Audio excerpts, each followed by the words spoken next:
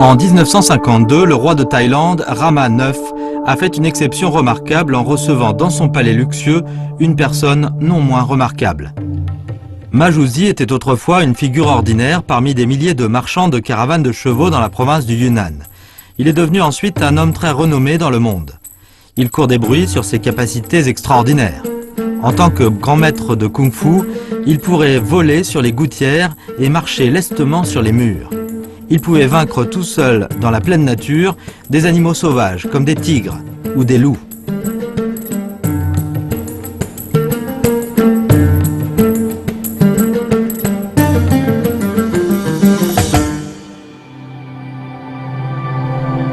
La vieille commune de Weishan se trouve dans la partie ouest de la préfecture autonome Bai de Dali. La fameuse ville de Dali est son voisin au nord.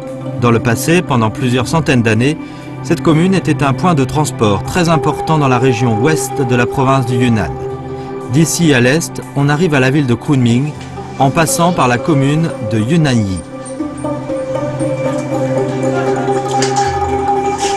Chaque matin, les habitants locaux peuvent déguster des spécialités gastronomiques. Le pain croquant est l'aliment à base de farine de la région du nord de la Chine. Le gâteau de riz venant de la région sud-est de la Chine est devenu une nouvelle spécialité unique de Weishan.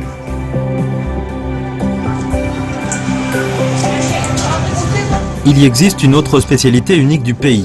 Dans les mains du maître cuisinier Su, 3 fils de nouilles se réunissent en un seul fil.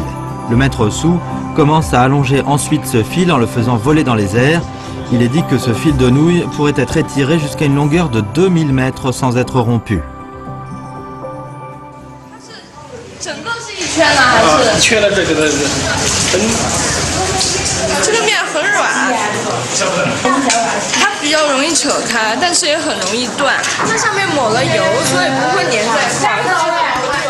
Le fil de nouilles, qui peut être prolongé facilement dans les mains de maître Su, est en revanche devenu à la fois très mou et très filant dans nos mains.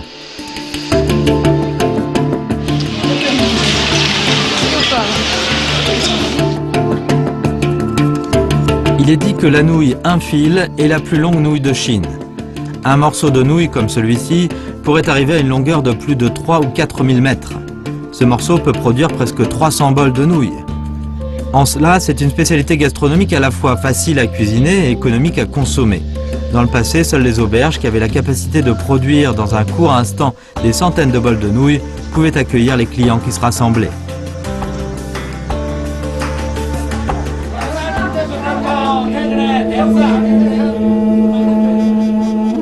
Il existait dans la région beaucoup de caravanes de chevaux légendaires. Dans un groupe, chaque membre se distingue par ses exclusivités. Ils peuvent tous faire avancer 5 ou 6 chevaux tout seuls sur les sentiers sinueux, sans mentionner leur connaissance par cœur des rugissements de tigres.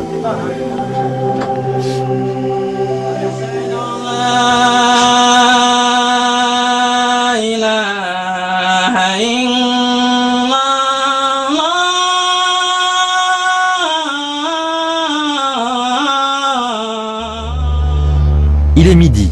Lakound, le chef de religion islamique Roué du village de Donglianhua, commence l'Adhan. Avec seulement 1 millier d'habitants, il était quand même le point le plus important des caravanes Roué du Yunnan.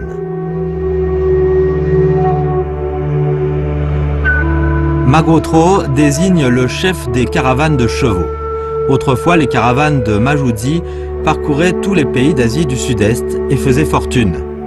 On peut encore admirer sa grande résidence dans le village d'Onlienhua.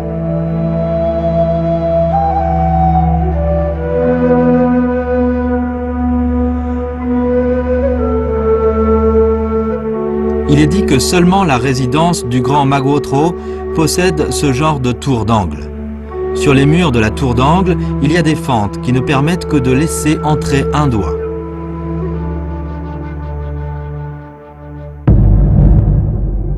En fait, ces tours d'angle sont le témoin d'une histoire sanglante.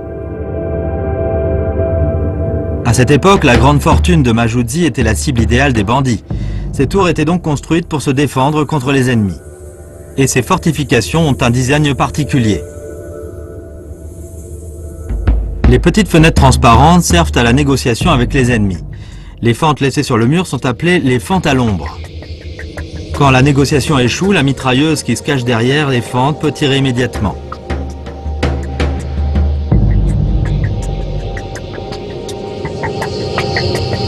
On disait qu'à part sa fortune considérable, Ma Zhuzi est aussi inextricablement lié aux dignitaires militaires. Sous l'avant-toit du bâtiment principal, le panonceau de Mingdao Zhuoyuan, c'est-à-dire les principes pour aller au loin, est écrit par le fameux seigneur de guerre du Yunnan, Bai Chongxi. Et le panonceau Si Guang Cai Long, la droiture rend la fortune, est écrit par Long Yun, gouverneur de la province du Yunnan.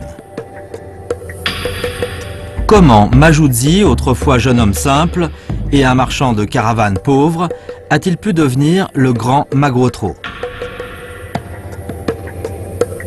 Il est dit que Ma Zhuzi connaissait bien les différentes techniques pour conduire les chevaux, les cris des oiseaux et des monstres sauvages. Et il pouvait même vaincre les monstres tels que les tigres et les loups, tout seul, dans la pleine nature.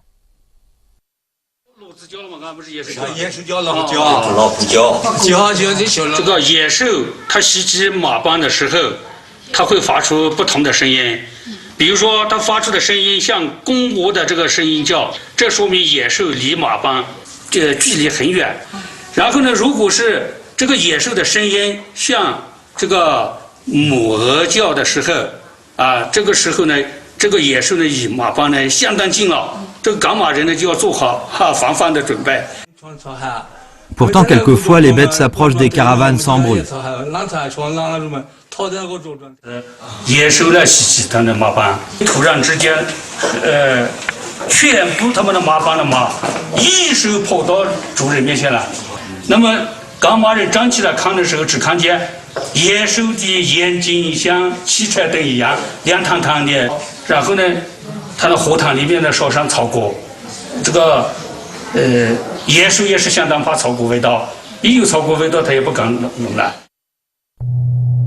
Le traguo est une spécialité de la province du Sichuan.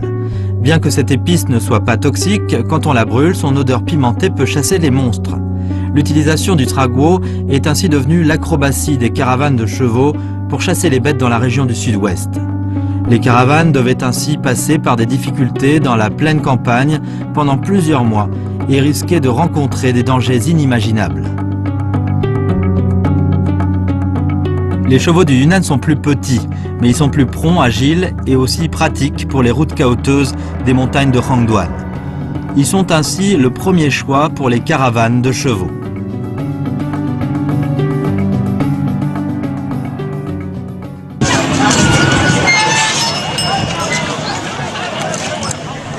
Jusqu'à nos jours, il existe encore un marché de chevaux régulier à Weishan. On tient un petit marché tous les 5 jours et un grand marché tous les 10 jours. Aujourd'hui, c'est le jour où se tient le marché aux chevaux de Weishan.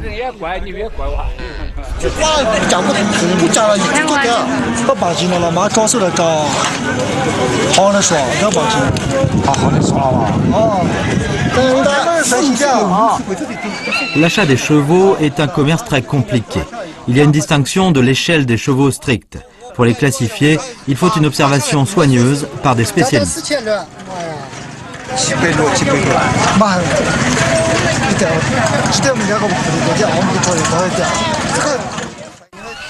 Chacun dans ce marché aux chevaux possède sa propre Bible pour choisir un cheval. Chacun sa version.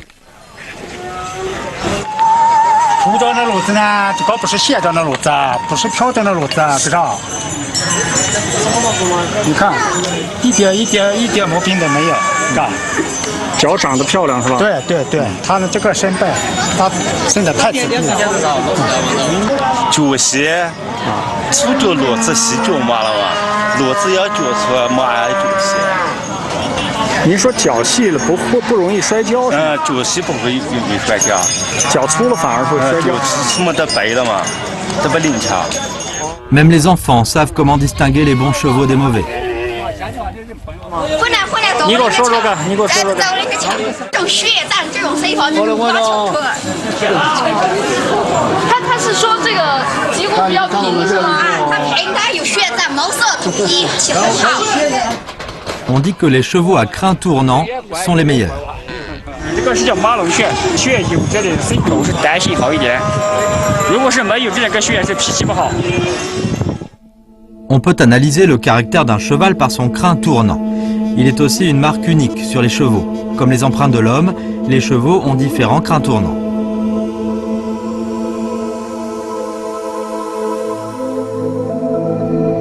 À l'époque, plusieurs caravanes de chevaux se réunissaient souvent pour aller en groupe, ainsi leurs chevaux se mélangeaient toujours. Seules les auberges spécifiques pour ces caravanes sont capables de distinguer les chevaux par leur crin, ce qui permet de ne perdre aucun cheval. Depuis plusieurs siècles, la vieille commune de Weishan fournit aux caravanes passant non seulement des chevaux du Yunnan qui conviennent pour le transport des marchandises lourdes.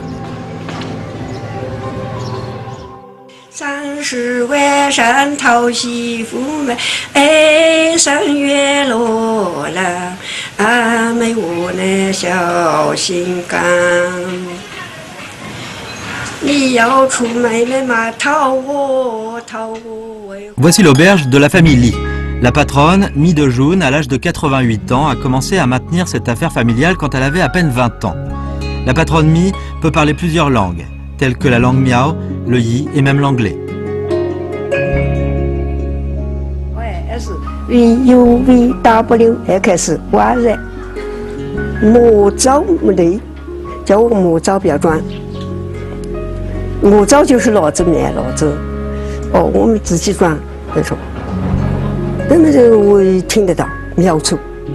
Non seulement la patronne peut parler les langues des caravanes, mais il connaît aussi très bien la vie des marchands de caravanes.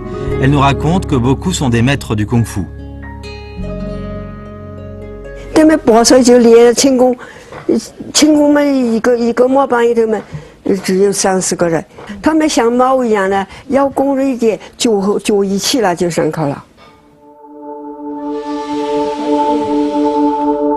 Selon la patronne, parmi tous les marchands de caravanes, non seulement les hommes mais aussi les femmes utilisent parfaitement le sabre. Beaucoup d'entre eux sont aussi des maîtres de kung-fu du corps léger.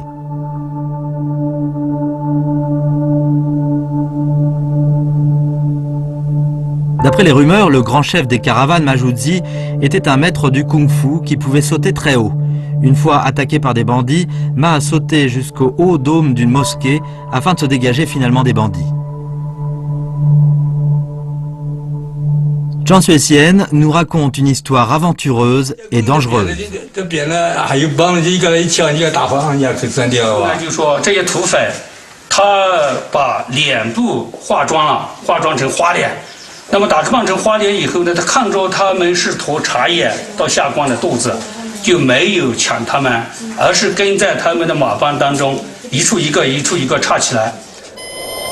Une autre fois, les bandits se sont répandus violemment sur la route du thé et des chevaux.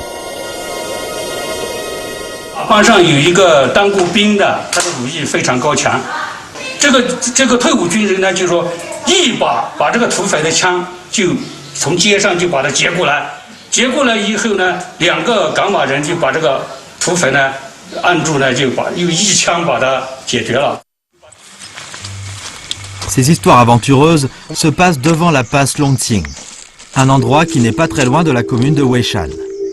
À l'époque, il y avait plusieurs milliers de chevaux qui passaient par cette passe chaque jour.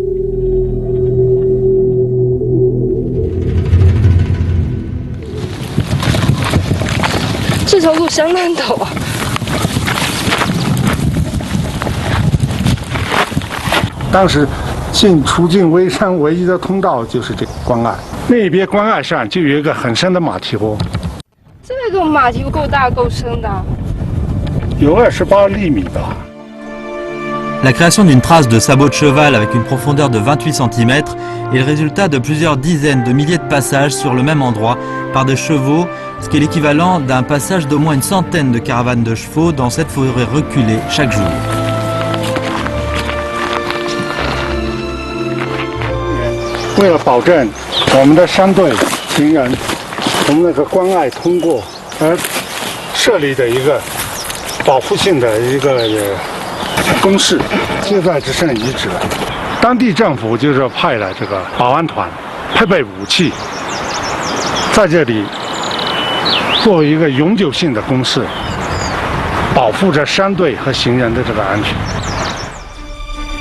Aujourd'hui, l'échauguette a été abandonnée. Mais comment sont les soldats de garnison légendaires qui y logeaient autrefois?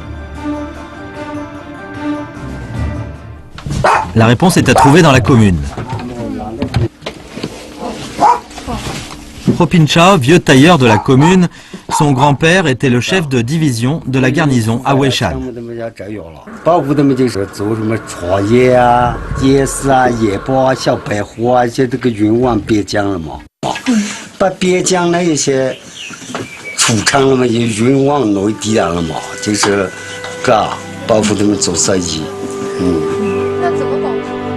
Pour protéger l'intérêt des marchands, les grandes sociétés de commerce des villes prospères possédaient leur propre garde de sécurité privée. Tous les gardes sont équipés d'armes à feu, ce qui leur permet de devenir une force militaire importante pour maintenir l'ordre.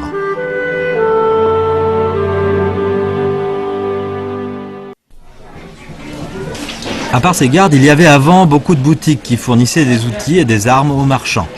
On peut les trouver encore dans les boutiques d'antiquités de Weishan. 老板，这个是什么东西啊？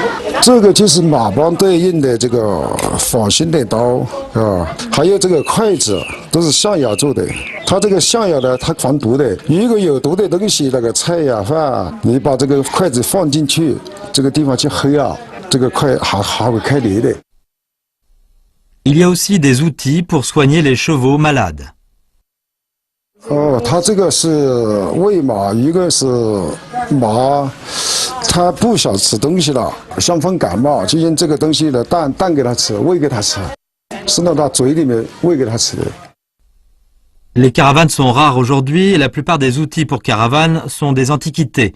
Mais il y a aussi certains objets qui sont encore utilisés par les habitants locaux. 放进去这样子一刮，它就断了以后就要再放再一点，这中间的一个点就2两。 Difficile de trouver ailleurs ce genre de balance ancienne. La technologie de production est entièrement conservée à Weishan. 一边这样子，一边挑一个这个秤砣放在这里，称什么东西就可以挂在这里，这个秤砣你打过来。 Le fléau de cette balance géante mesure 1,5 mètre. Son diamètre égale celui des bras d'un enfant de 5 ans. Le poids sur la balance pèse aussi quelques 4 ou 5 kilos.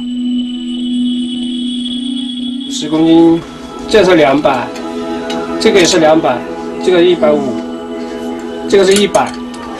像这个的话的，大的那些销量比那个小的要大一点。最大的就这个，最大的就250公斤。山区那个交通不方便那些，好像到称猪啊、称粮食那些都用这些的。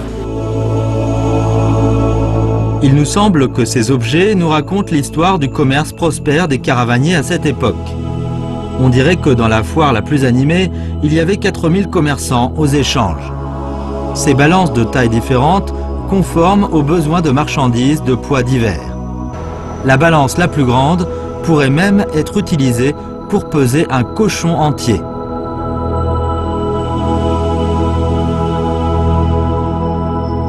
Dans le village de Zhoumulang, nous rencontrons au hasard l'homme qui était dans le marché de chevaux hier.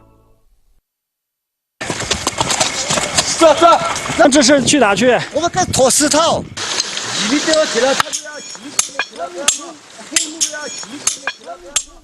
Les marchands de caravanes ont leur façon spécifique d'attacher les marchandises sur les chevaux. 这一驮的有多重啊？哎，有2几百斤。一天他能驮多少回？ 10步趟。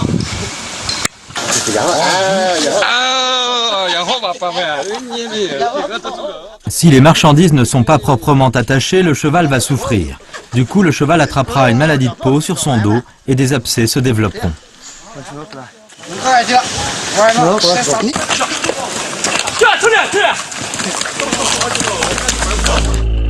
La région montagneuse du Yunnan est très dangereuse pour le transport. Marchant sur le chemin rude constitué de cailloux de dimensions différentes, sans garder soigneusement son équilibre.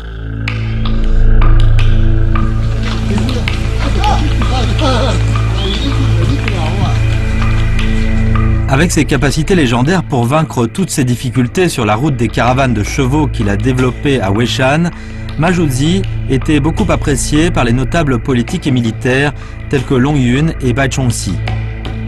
Pendant la guerre anti-japonaise, Ma les aidait à lutter contre les Japonais en commandant ses caravanes de chevaux à transporter au Yunnan des armes.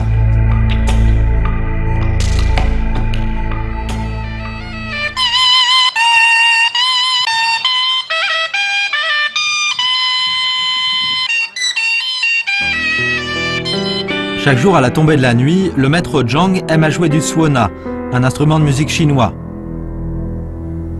Ayant enduré le vent et la pluie pendant plus de 600 ans, la commune de Weishan conserve toujours la forme originale de la ville qui ressemble à un échiquier. L'immense porte Gongchun, l'élégant pavillon Xingong sont toujours les mêmes qu'il y a 600 ans. Les caravanes, autrefois nombreuses, allaient souvent rester quelques jours dans la commune de Weishan après un long voyage.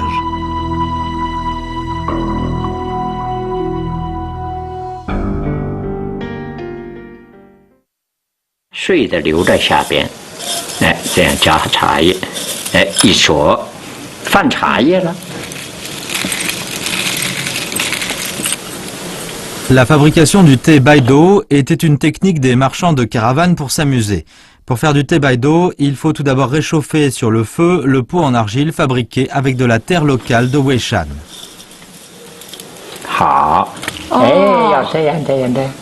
这个已经有点糊的味道了。 Quand le thé est bien brûlé, on met dans le pot de l'eau bouillante. 抬起来嘛。好的，你看，不是打雷一样的声音，砰砰砰砰砰砰。如果烤不好，水倒进去，撇，这叫婆娘。 La fabrication du thé baido requiert une technique délicate. Il faut une longue préparation pour faire du thé baido avec un goût juste, mais le thé brûlé peut expulser le froid. Ainsi fait-il du bien à la santé pendant un long voyage.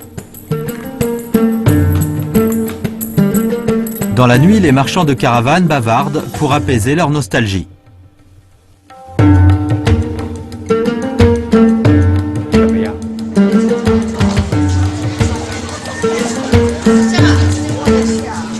Les caravanes de chevaux font partie de la mémoire légendaire aujourd'hui, mais on peut toujours en trouver les traces. Cette tradition est due aux caravanes qui passaient par cette petite commune et aux marchands qui voulaient donner libre cours à leur joie après un long voyage fatigant. Aujourd'hui, la vie nocturne fabuleuse et la tradition de se coucher tard à Weishan nous font nous souvenir de cette époque où cette petite commune était le toit paternel des caravanes de chevaux.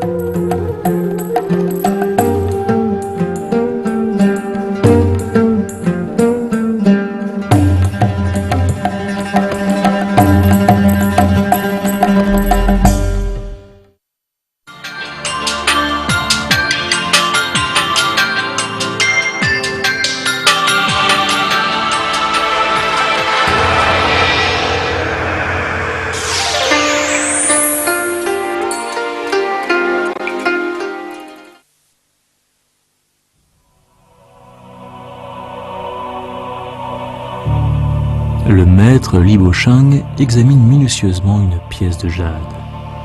Il est profondément convaincu que le jade est un don de la nature.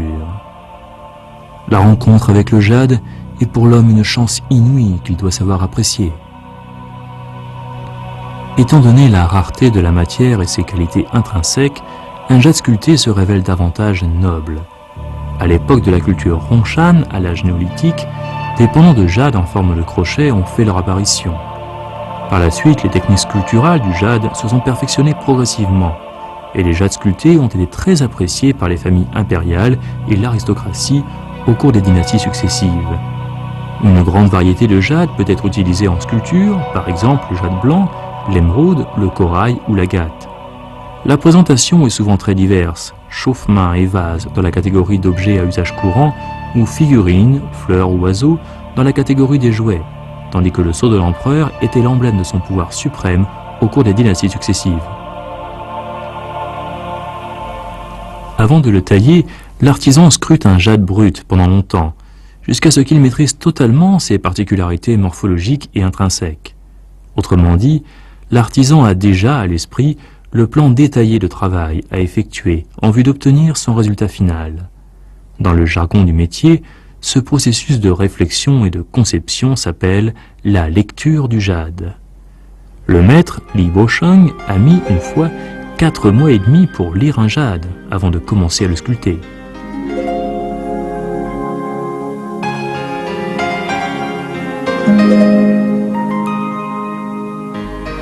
Les jades bruts diffèrent les uns des autres par leur taille, leur forme et leur qualité intrinsèque. Lire un jade, c'est tenter de modifier le brut pour le moins, si c'est possible, en fonction de ses nervures, couleurs, formes innées, pour qu'il devienne une pièce parfaite. Ce chou blanc en jade, conservé à la cité interdite, fut un des éléments composant la dot d'une concubine de l'empereur Guangxu de la dynastie des Qing. Les couleurs de ce jade évoluent du blanc vers le vert. Profitant de cette caractéristique, l'artisan a sculpté des feuilles pour donner naissance à un chou vivifiant. Si vous le regardez de plus près, vous remarquerez 2 grillons, l'un plus grand, l'autre plus petit, agrippés à une feuille que vous trouverez sans doute très amusant.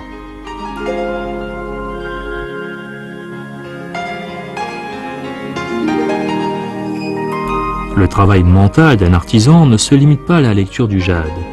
Au cours de l'exécution de la sculpture, la découverte incessante de défauts nécessite davantage de solutions adéquates pour les dissimuler.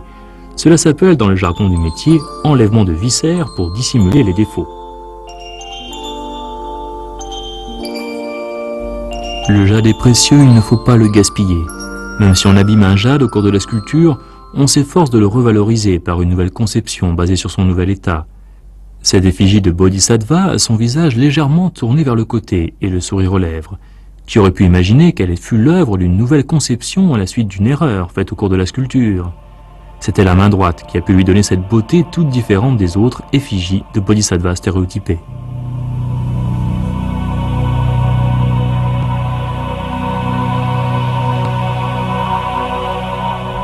Ces objets de jade conservés à la cité interdite sont de différentes tailles et dans différents styles. Mais ils sont tous des merveilles à nos yeux. Sculpter le jade d'après ses propres caractéristiques et d'après la compréhension de l'artisan, c'est bien ce concept créatif qui confère au jade tout son charme et sa splendeur.